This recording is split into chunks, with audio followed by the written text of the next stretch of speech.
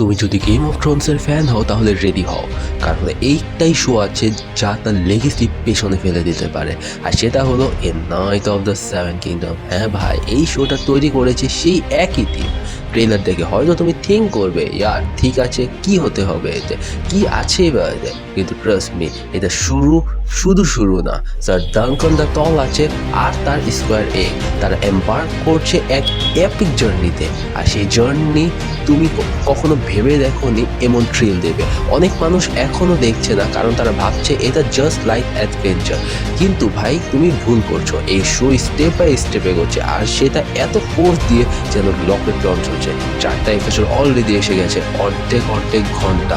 কিন্তু trust me, এই show এর আগুন এত হিট যে স্ক্রিনে চোখ রাখতে পারবে না। যদি তুমি সেই original game of Thrones watcher হও, যিনি বছরের পর বছর ওয়েট করেছিল, তুমি পাগলা হয়ে যাবে একটা এপিসোড দেখার পর। প্লট টুইস্ট, আনএক্সপেক্টেড টার্ন, সব মিলিয়ে এটা শুধু পিক, এটা শুধু হাই।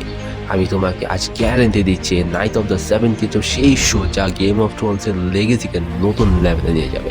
যারা বলে গেম অফ থ্রোনস শেষ হয়ে গেছে, এখন তুমি রেডি হও, কারণ এই শো এর সাথে লেগেসি আবার ইঙ্গিত হবে। Cause knight of the seven season শুরু হয়েছিল কমেডির সাথে, বাট এটি শেষ হতে যাচ্ছে epic Game of Thrones music and peak cinema দ্বারা।